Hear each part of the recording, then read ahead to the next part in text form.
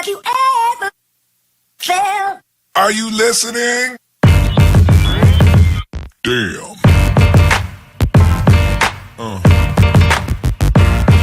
Yeah.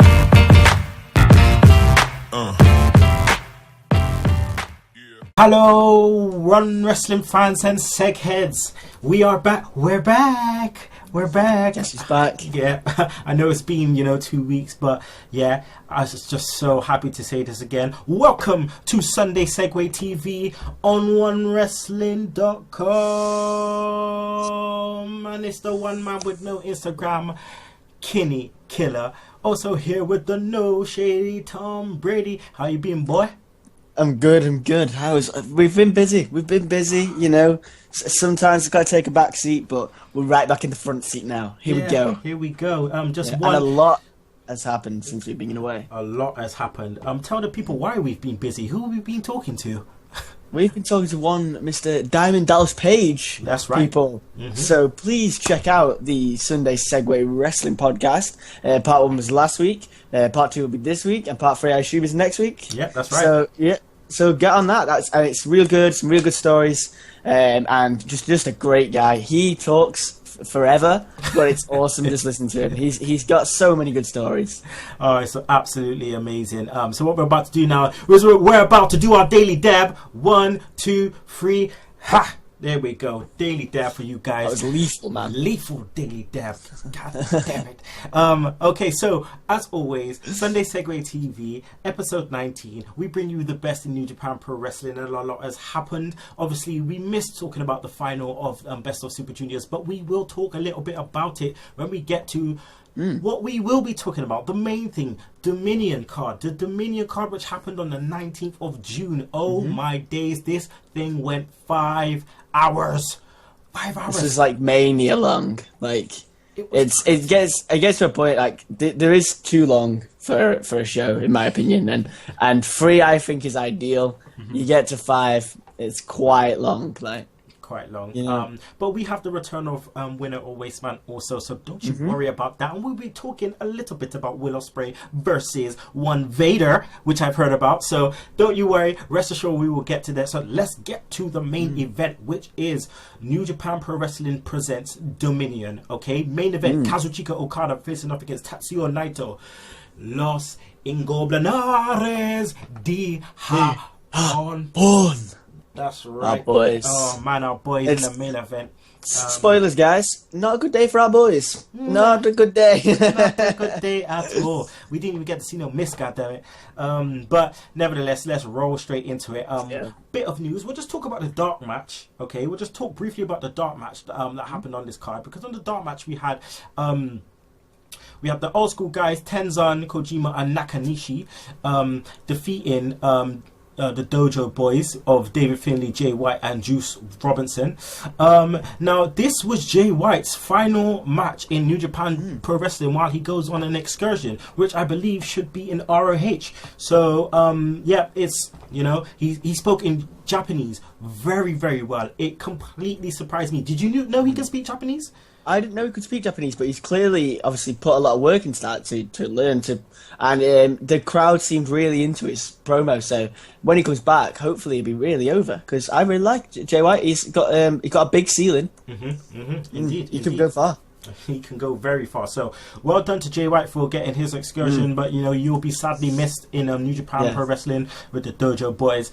But yeah, that match, they lost, so sad times about that. But we go into the main pay-per-view. I love New Japan when they do their opening stuff. I love it. It's like anime. It's crazy. I just love it. Yeah, and the stadium as well, I thought looked ridiculously good. I love the set. I love the Dominion ramp. That's really cool. Because we don't see the different sets in WWE nowadays, which is kind of sad, really. The only difference we really get is Mania, or if it's an NXT show. That's the only difference. And it looked awesome. Big rig at the top. It was huge. And then the ramp said Dominion down it. And it was just huge. There's a huge entranceway. Awesome. I think WWE could take a leap out of their booking that, and the video packages, even though I don't understand anything that's being said, Always on point, though. Always enjoy it. Point. Always on point. And yeah, I mean, they were in Osaka Joe Hall, which was beautiful. Beautiful. Wonderful, yeah. So, yeah, this pay-per-view went 5 hours, people. This ain't even Wrestle Kingdom. Like, this went 5 hours. So, we began with the Bullet Club, Bad Luck Fale, and Adam Hangman Page, and Yujiro Takahashi, facing off against the Hunter Club of Captain New Japan, Yoshitatsu, and Togi Mikabe. Why they got these names, I don't know, but nevertheless, this match was under 10 minutes. You know, this was the time for one Adam Page, okay, to showcase himself to the New Japan faithful. I'm not sure if you managed to watch this match, Brady, but I mean, for what it was, Adam Page looked really good. They got him over as this really vicious guy. He wears the hangsman noose around his neck, and then at the end of his matches, he just like tries to hang people. It's a brutal gimmick, like to say the least. We also saw him in a later match as well, where I thought the brutality of him was sold very well. So that's a good thing, because Gedo handpicked him, and you know, a lot of people questioned the decision for him to go over to New Japan, because a lot of the focus was on Adam Cole instead. But if Gedo got a good idea for him, good. I love that. There you go, exactly, and it paid off. I felt like it paid off anyway. He finished the match. He won the match, with which looked like a reverse tombstone. Like, though it just looked mental. It just looked crazy. Dropped Captain New Japan on his head. But bye for the 1, 2, 3. So nice debut for Adam Page. We have big things to come from Adam Page. Maybe big things to come from Adam Page on Segue TV. Maybe. Watch this space. Watch this space, people. Watch this space. Cryptic clues out here, sucker. All right. That wasn't so cryptic. No. Our subtlety could use some work. Which way are you facing? Tell me you did not just say that. One lock. The weirdest hair I've ever seen on the one lock. Figure. You got something to say, old cheeky baby? Don't say it. Don't say it. Because Bill will get you. Bill will get you. All right, Bill will get you. It doesn't matter what Bill think. No. Come on, it's new one. Come on. You got a new one. Yeah. Anywho, let's carry on. Chaos. Ishii and Yoshihashi facing off against Los Ingobernables de Japón, Bushi, and Sanada. Now, this has been interesting because this has been a story told about Yoshihashi and Sanada. On the road to Dominion, because Yoshihashi and he just can't get the better of Sanada. Every minute Sanada's putting him in this dragon deathlock. Every minute. And I thought, finally, we get some character development with Yoshihashi. He's just not coming out with that damn stick, waving it around. He's coming out and he is there to fight. And I thought this was one of the best matches we've seen Yoshihashi in since we've been doing this show.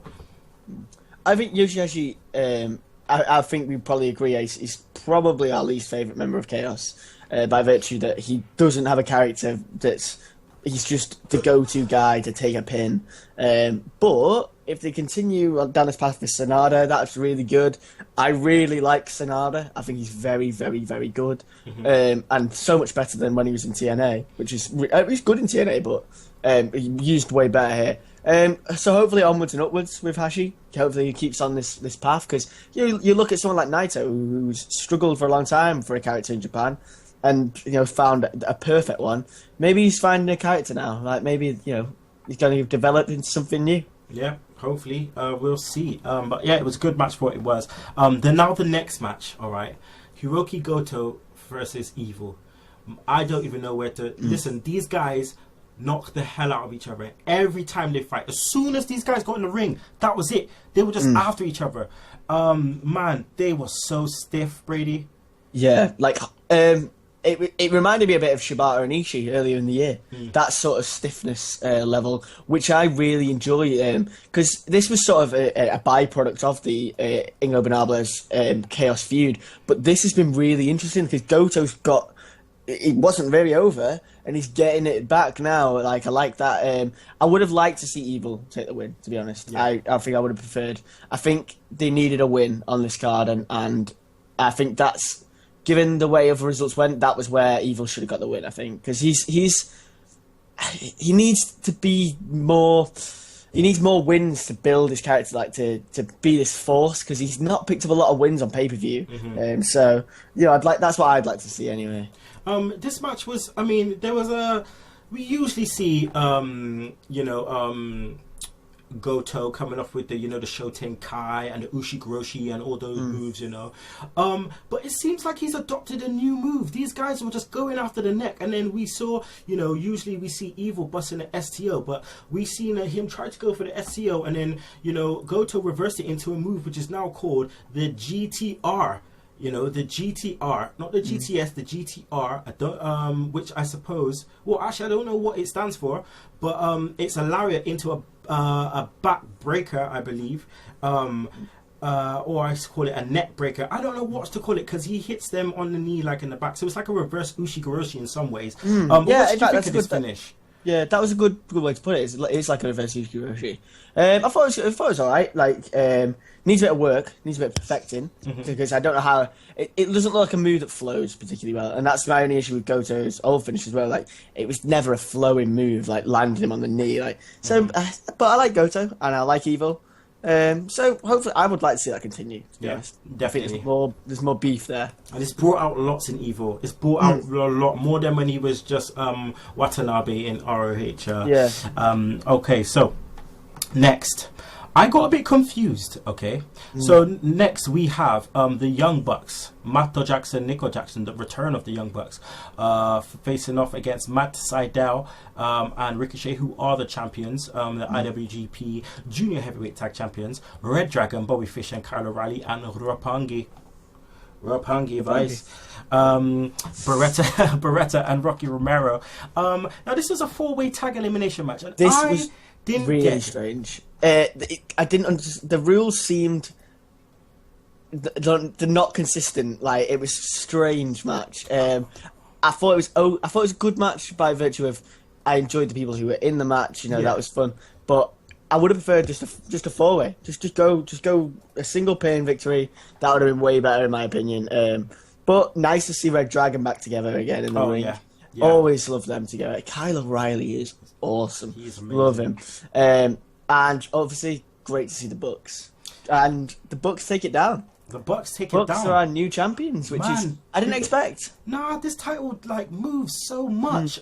It moves way too much. Yeah. Yeah, man, this title moves way too much. But I mean, it is what it is. I think they took it now with the Indie Taker, if I remember right. Meltzer Driver. Indie Taker. So. Man, it was just weird. It was like a Royal Rumble cross with like Eliminate. I just didn't get it. Don't really want to see it again. But for what it was, well done to the Young Bucks. Back again. They're five-time IWGP Junior Heavyweight Tag Team Champions. Because all 4 of those teams have held the belts, haven't they, this year? And we're like only halfway through the year, and they've all held it at some point. Yeah, they do someone needs a long run with it. Yeah, they do. There you go. No shade. He said it first, without throwing any shade. Get me in, Gato.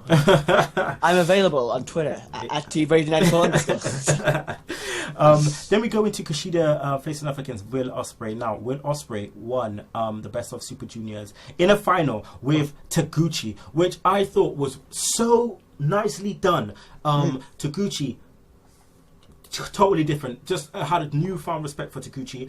And Will Ospreay managing to change his style a little bit, facing off against Taguchi and winning with his finisher, the springboard stunner. Man, this match, do a Conan on speak on this, Brady. I thought it was a really good match, and I thought, again, we thought the same. Taguchi, I never expected him to do well in the tournament. I thought he was going to be there to put other people over, but he did. Obviously, in the end, put Ospreay over, but he got himself over so good. I thought he showed better, just better wrestling in the ring. There was little comedy in the the first 2 minutes had a little bit of comedy in straight, and then we're 100% wrestling, and it was so good. I thought it was a superb end to a fantastic tournament, and onwards and upwards for Ospreay, and like you say, Taguchi. I want to see more Taguchi matches now. Like, I want to see him face like a Ricochet. Like, I'd love that. I want to see him face other people from the other side of the draw, like who he didn't get a chance to. Oh yeah, 100%, 100%. So this match with Kushida, you know, this was great, man. This was great. Now this was a rematch from their match that they had before. Where were we? When did they have the match? New Beginning. New Beginning. Yeah. And or was it Invasion Attack? Oh, Invasion Attack. Yeah, sorry. Invasion Attack. And again, same story. Really, really good match. Going after the arm, reversing each other's moves, a lot of high flying stuff, a lot of grounding. Will Ospreay did amazingly well, and I was surprised that they didn't give it to him. I was so surprised. Yeah, I was also surprised by this, considering the wave of momentum he's currently riding. I was so surprised they didn't go for Ospreay with the title. They've got, obviously, Kushida's a bit of their darling, though, isn't he? He's really bad. He's really well liked, but. I wonder what's next for Ospreay now, though. That's the thing. We're actually getting the Vader Ospreay match at Rev Pro, so that's really cool. But one thing I want to quickly speak on Ospreay is he's got to slow down if he wants to make some serious money out of wrestling. Because here's his injury list, and he's only 23 years old.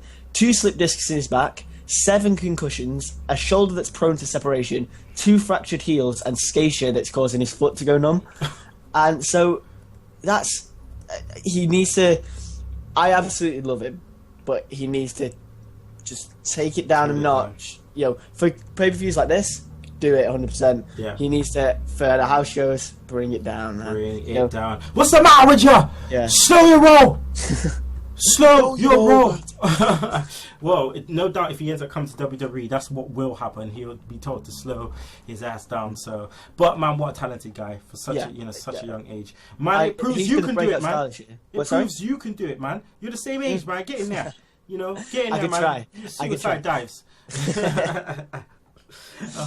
I'll stick to the talking. Like I'll stick to this. I enjoy this platform. You could be the next Gato. But onwards and upwards. He's been the star of 2016 so far for me. Yeah, like he's really took the wrestling world by storm. Good on him. Good on him. Okay, so then we get Briscoes, who get a title shot. I don't know how. Against the Gorillas of Destiny. Is dead. You're right. You look at WWE's tag division. Look at this. This division is absolutely dead. And if they were to do like a 4-way tag thing, with who? Yeah, there's no one. You've got GBH, and that's it. That's the only other team that could possibly be in this, right. Unless you banged in like Tatsu and Elgin as a team. There's no one. You know what I mean? There's absolutely no one. It's absolutely dead. I think the Gorillas of Destiny experiment has died. Yeah. And I was gonna use a bad word there. And I've got to be honest, it's been absolutely terrible. They've not had a good match. They've not been interesting. I think Tamatonga's been hurt by this because I was very high on Tamatonga and now I'm cold on him. The Briscoes have the titles and that's cool, but who are they gonna face? What's next? It's a bad time for the heavyweight tag division. Yeah. Bad time. They need to start bringing. I mean, you got obviously, Killer Elite over at Noah, Lance Archer, and Davey Boy Smith. But man, they need to do something fast. Getting in Killer Elite would be really good. Yeah, to bring them back. Yeah, they're one of the best teams around. I would say at the minute. But you got. I feel a bit deflated talking about because I'm disappointed in it. Just a shame, really, because how good the match was at Wrestle Kingdom between GBH and the Bullet Club, and now we're down to this. It feels, it just feels dead, man. It just feels they dead. need a tournament or something. Get some teams assembled, rehash it, get them sorted. Yeah, they need to do. I suppose they need to do it before the tag league. That's all I'm saying. Yeah, and they got some months before that. But yeah, Briscoes take it down. Then their ass got kicked. Their ass got handed to by Yujiro. I swear down, who got hanged? Like someone got hanged. One of the Briscoes got hanged. Like I think it was Mark. I think Mark just got hanged. I was like, nah. So Adam Page, man, stop it. Yeah, he's a scary dude, man. I know. But that finished there. Then we got Shibata facing up against Yuji Nagata, the champion, the never openweight champion. Now this match, this is about respect. Okay, you respect your elders. This was what it was all about. This was stiff. Was stiff. There were some hard kicks, man. Hard kicks that Shibata just did not need to take. But I mean, in the end, man, Shibata took it down. I thought listen, I saw a sleeper and I saw a PK kick from Nagata. I was like, really, are we going there? And then we had Nagata going for his backbreaker, and then pinned out. And then I believe we had Shibata reversing it into a sleeper and then getting the PK kick for the 1-2-3. Yeah. A tremendous amount of respect after this match. You had, I don't know whether it's the end for Nagata or what, but you had all the old guys, Tenzan, Nakanishi, Kojima, and Nagata all out there. The Sedai trio, just all out there. Shibata paying respect, bowing to them all, shaking their hand. I thought it was great. Yeah. It's been a fantastic feud. I've really enjoyed it. At first, I questioned this. I was like, I'm not sure this is right for Shibata. It's going to damage him. Mm-hmm. It's actually taking the title off him and letting him get it back, and him going through all these old guys was really good. Really well done. And a nice moment, actually. Like, a really nice, good moment to if that's it for Nagata, that's what a moment to end on. I'm not sure if it will be, to be honest, but... and now it leads Shibata into the G1, fresh champion. He's ready to go. He's a serious contender now for the G1. Really serious. Definitely. So well done to Shibata taking the title back. Next, we had the IWGP Intercontinental Championship match. Ladder match, I should say. The first ladder match in New Japan. This went over half an hour. Yeah. This was mental. It was crazy. It was good, but it was mental. Man, what's your thoughts, Brady? I think it's safe to say New Japan will be having another ladder match at some point, because it was a ridiculously good match. I would go as far to say it was one of my favourite 5 matches this year, and credit to both of them, because it was awesome. Kenny Omega took so many beatings off the ladders, off the tables, and he looked brutalized. But it's an awesome match, guys. If you have a chance to check it out, everyone gets involved. Down comes the Bullet Club. In comes Seidel and Ricochet. Captain New Japan gets murked. Yoshitashi gets murked, and it's awesome. And I cannot believe they changed the title, and Michael Elgin is our new Intercontinental Champion, and they have made Michael Elgin. This has made him. This is it. He is now. Even if he'd lost, it would have been his best match in New Japan, and it would have made him a big star. This has made Michael Elgin a next level star. I don't think he'll keep the title long. I think Kenny Omega will win it back. I think, but brilliant, and I would say. This is the making of Elgin, and I reckon we'll get the Omega Tanahashi ladder match. At some point. I think Wrestle Kingdom. Yeah. Oh man, yeah. What a match! Well done, Michael Elgin, man. Definitely. I love the way how the Young Bucks are underneath the ring. Yeah, and straight away the ref goes under. He's like, "You're." I love that bit when they do, and they go like, "You're out of there," and the crowd. Red shoes don't mess about. Red shoes don't mess about. So good. Okay, so the main event time, baby. Main event. Okada versus Naito. What a match! What a match! This was a. I didn't think it was as good as their last match, to be honest. But maybe that's because of the finish. I don't know where they're going with it.